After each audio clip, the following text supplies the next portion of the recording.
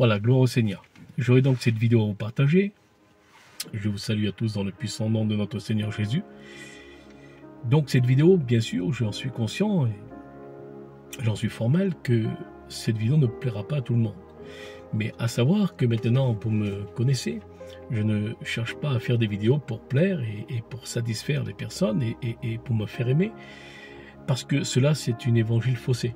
Donc moi, je veux prêcher la véritable évangile de la Bible et je veux donc la vivre, bien sûr. Parce que sans la vivre, on ne peut pas la prêcher.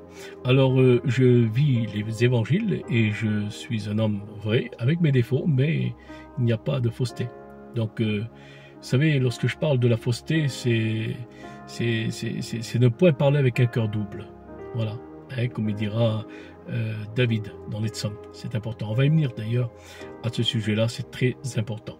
Alors, un homme vrai, qui a reçu l'esprit de vérité, doit être vrai dans tous les domaines. Dans tous les domaines. Voilà, donc j'aurai donc bien sûr ce message à partager. Je sais qu'il ne plaira pas à tout le monde, mais ce n'est pas grave. Maintenant, vous me connaissez, donc mes abonnés, hein, tous ceux qui sont abonnés à ma chaîne YouTube, voilà, les messages que j'apporte, ce sont des messages je dirais, de nos temps que nous vivons aujourd'hui. Hein, voilà. Pourquoi je dis cela? Parce qu'on vit des temps aujourd'hui d'apostasie, c'est la fausseté, c'est la tromperie, c'est tout cela. Et il faut savoir une chose, que nous vivons des temps d'apocalypse. Et apocalypse veut dire quoi? Apocalypse veut dire révélation, dévoilement.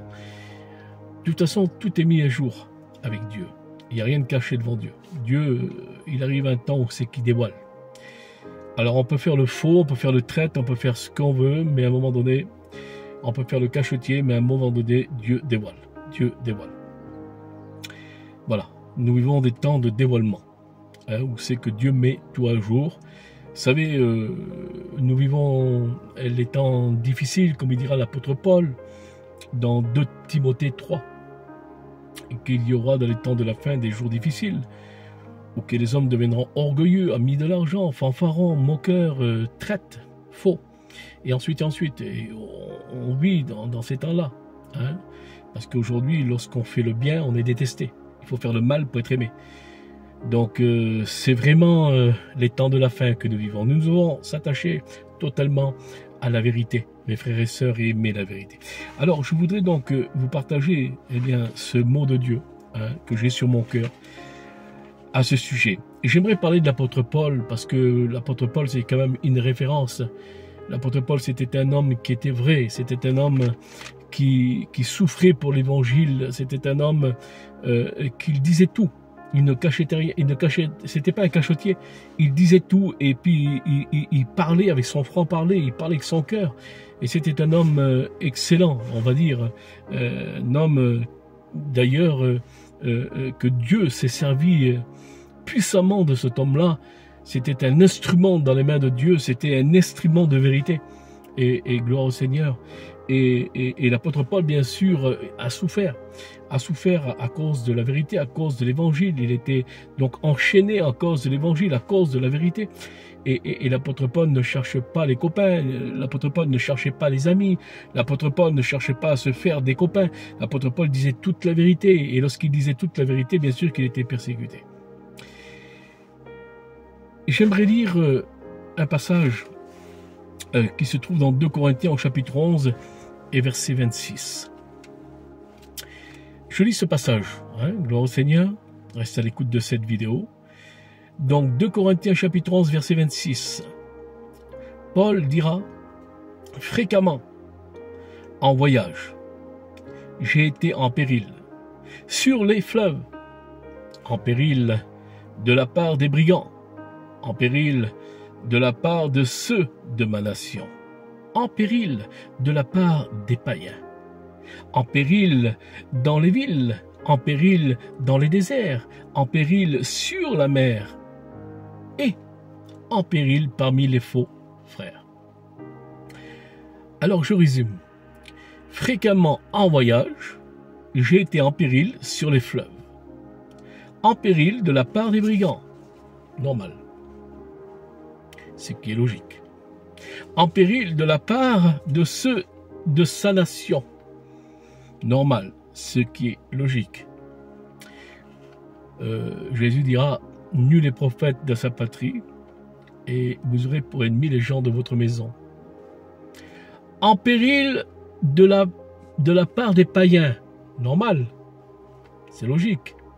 Le païen il a l'esprit du monde, donc c'est pas compatible avec l'esprit de Dieu. En péril dans les villes, bien sûr, c'est normal aussi, hein, on va dire, dans les villes. Hein. En péril dans les déserts, bien sûr, en danger dans les déserts. Hein, il y a des bêtes féroces, des bêtes sauvages, et c'est compliqué. Hein.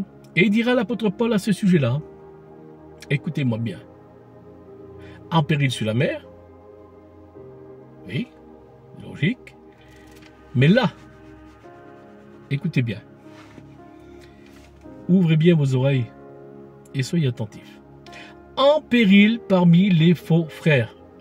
Paul dira, je suis en danger parmi les faux frères.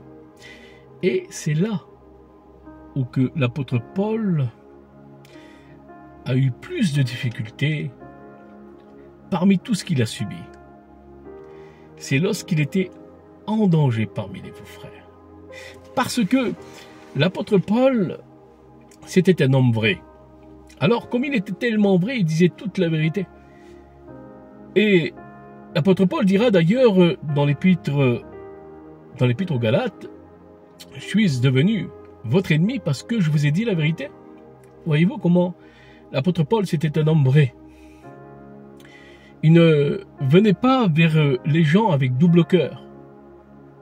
Il n'y avait pas de fausseté, il n'y avait pas de ruse. Il parlait directement. C'était un homme qui était un instrument puissant dans la main de Dieu, un instrument de vérité. Et puis, à partir de là, Paul nous dit qu'il était en danger parmi les faux frères. Et je crois, et j'en suis sûr plutôt, je ne dis pas je crois, j'en suis sûr, et j'en suis certain, que le plus grand des dangers, c'est dans nos assemblées. C'est dans les assemblées qu'il y a le plus grand des dangers, où se passe totalement le plus de fausseté, et encore plus de fausseté, et encore plus, je dirais, de méchanceté que dehors, au sein des assemblées. Pourquoi? Pourquoi il y a des chrétiens, voire même des pasteurs aussi méchants? Pourquoi? Comment ça se fait-il? Et puis, il y en a, bien sûr. Paul nous le dit si bien. À l'époque, il y a un peu plus de 2000 ans de cela, il était en danger parmi les faux frères. Parce qu'il y a des personnes qui sont totalement religieux.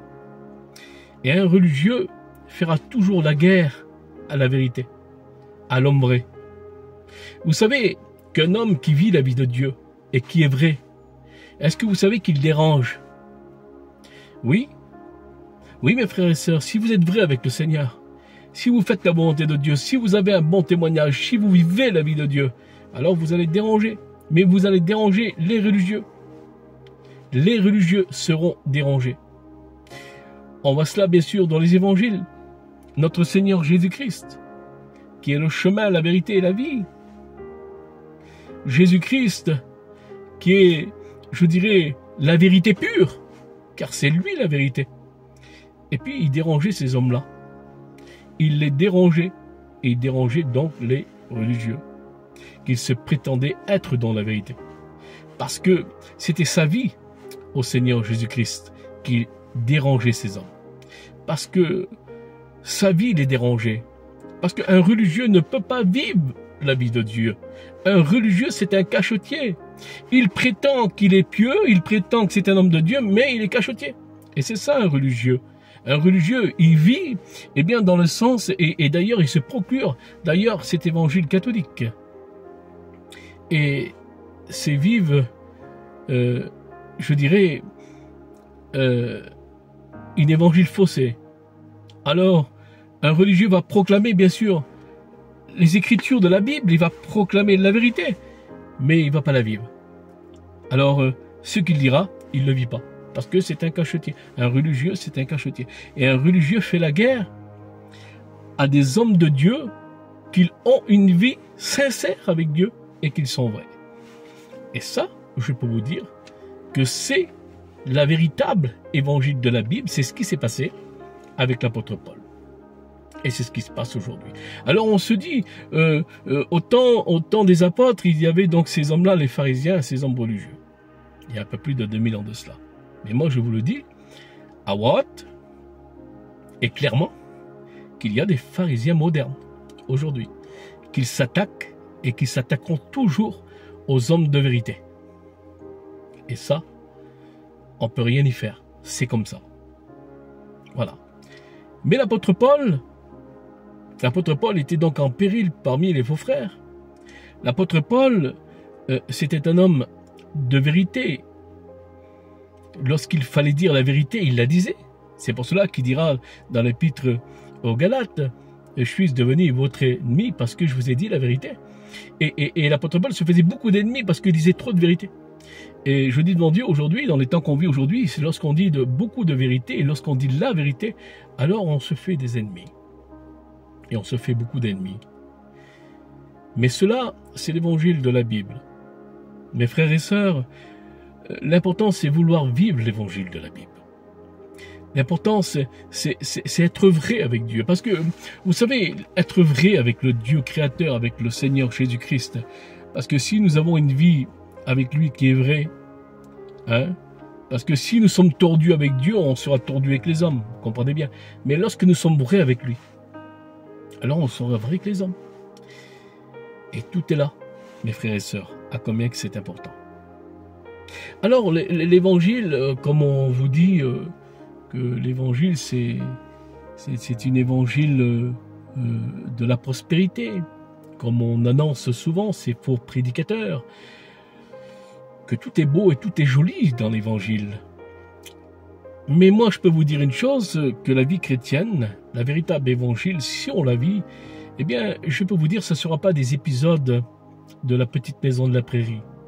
Non, pas du tout. Ce ne sera pas, je dirais, des contes de fées. Non, pas du tout. Non, non, c'est la persécution. C'est être persécuté. Persécuté. C'est passer par des épreuves. Oui, des épreuves, des tribulations, comme Jésus nous l'a annoncé. Jésus nous a tout dit à ce sujet. Vous aurez des tribulations. Même l'apôtre Paul le dit si bien. L'apôtre Paul dit, c'est par beaucoup de tribulations qu'il vous faut rentrer dans le royaume de Dieu. L'homme de Dieu, il est toujours attaqué. L'homme de Dieu, c'est tout à fait normal, l'homme de vérité, qu'il soit toujours persécuté. C'est l'évangile des Écritures, c'est l'évangile de la Bible. Nous ne vivons pas dans un conte de fées. Et la vie chrétienne, les assemblées chrétiennes, ce n'est pas le monde des bisounours. Tout le monde s'aime, tout le monde se fait des bisous. Non, il y a beaucoup d'hypocrisie et de fausseté dans des assemblées. Qui dira David, l'homme de Dieu? Oui, David va dire ceci. Écoutez ce que je vais vous dire. Il se trouve dans les psaumes de David, chapitre 26 et verset 5. Écoutez ça. Je haïs, il dira David, je haïs les assemblées de ceux qui font le mal. Je ne m'assieds pas avec les méchants. Je haïs les assemblées qui font le mal. Et aujourd'hui, on va pas se mentir, parce que mentir, c'est, je dirais, c'est accomplir totalement le plan du diable, car il est le père du mensonge. Alors il est interdit de mentir. On va pas se mentir, on va se dire toute la vérité, parce que même quand on camoufle, qu'on va pas dire toute la vérité, mais c'est un mensonge aussi. Alors on va dire toute la vérité. Comme il dit ici, dans le psaume de David, chapitre 26, verset 5, « Je haïs l'assemblée de ceux qui font le mal, et je ne m'assieds pas avec les méchants. » Eh bien, je peux vous dire une chose, que au sein des assemblées, il y a la méchanceté. Il y a la méchanceté. Parce que il y a tellement de personnes qui se réjouissent du malheur des autres. en tant que chrétien, oui, il y a de la méchanceté, il y a de la calomnie, il y a de la médisance. Oui.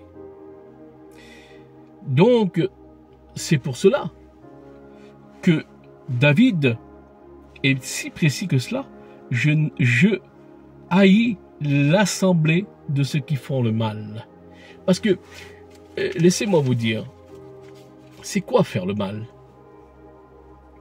Tu n'as pas besoin de te battre et frapper sur une personne pour faire le mal. Simplement, avec la langue, lorsqu'il y a la médisance, la calomnie, toutes ces choses-là, parler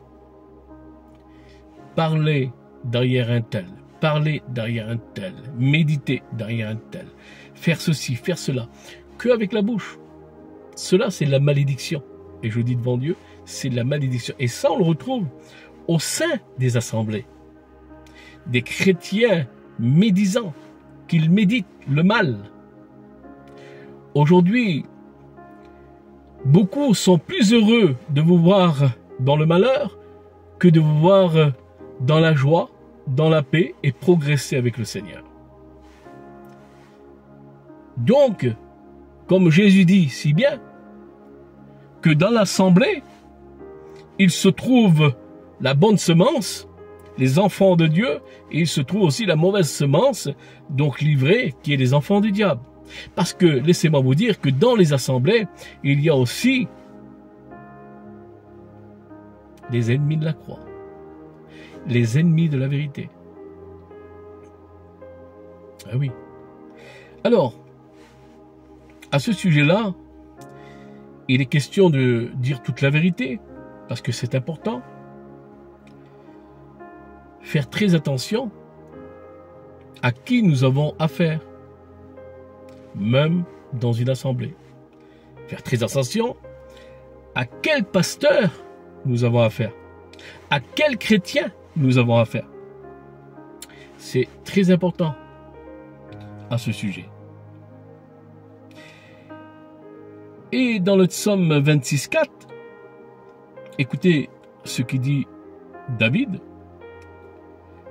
Je ne m'assieds pas avec les hommes faux. Voilà.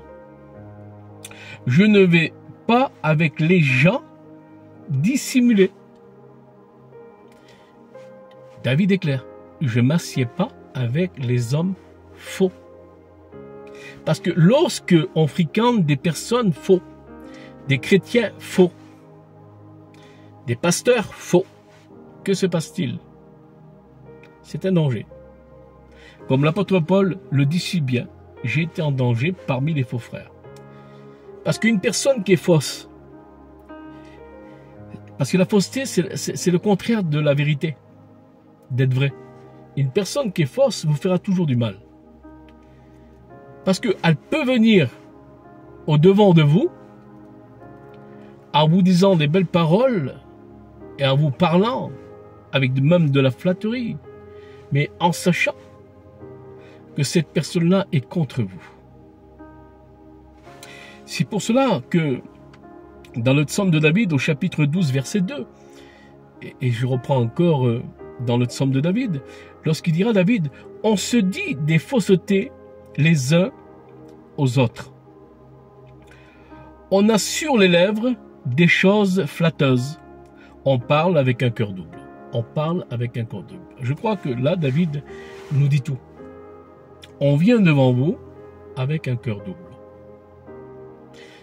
Ce qui veut dire, on a l'apparence du vrai, mais il y a le faux.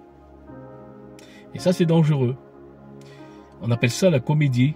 Jouer une comédie. Comédien. Hypocrite, qui signifie comédien. Et il y a les personnes qui vont venir vers vous et qui vont vous parler avec un cœur double. Mais quel danger! Quel danger pour celui qui n'a pas le discernement. Alors il va ouvrir son cœur, lui, directement. Mais tu ouvres ton cœur à qui, là? À un faux, à un traître. Lorsque tu auras le dos tourné, alors il ne te plantera pas derrière. Mes frères et sœurs, nous devons avoir le discernement à ce sujet. parce que nous ne devons pas mettre un bâton dans les mains du diable. Parce que si c'est nous qu'on y met le bâton dans ses mains, et si on lui dit, eh bien, frappe-nous, imaginez-vous un petit peu l'ignorance. Le diable se servit du serpent. Il s'est servi du serpent dans le jardin d'Éden, parce que le monde n'était pas encore créé. Il y avait 2 êtres humains, c'est tout, pas plus. Donc, pour ne pas tromper ces 2 êtres humains, il s'est servi du serpent. Mais aujourd'hui, c'est plus du serpent qui se sert, c'est des hommes faux. Parce que l'homme faux et la femme fausse n'a pas l'esprit de vérité. Alors, laissez-moi vous dire que c'est important ce que je veux dire.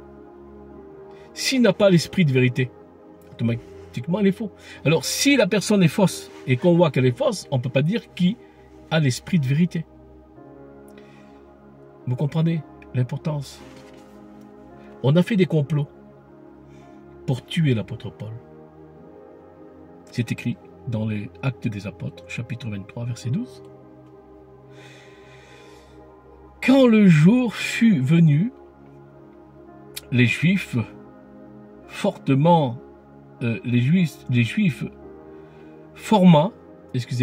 un complot et firent des imprécations contre eux, même en disant qu'ils s'abstiendraient de manger et de boire jusqu'à qu'il eût en tué l'apôtre Paul. Ils avaient fait même des vœux. Ces hommes-là ont fait des vœux. Ils ont complété, ils sont rassemblés, ils sont complétés avec de la fausseté pour tuer l'apôtre Paul. Et puis ils avaient fait un vœu qu'ils n'allaient pas manger ni boire tant qu'ils n'ont pas tué l'apôtre Paul. Mais il y a des hommes comme ça qui font des complots aujourd'hui sur les hommes de Dieu.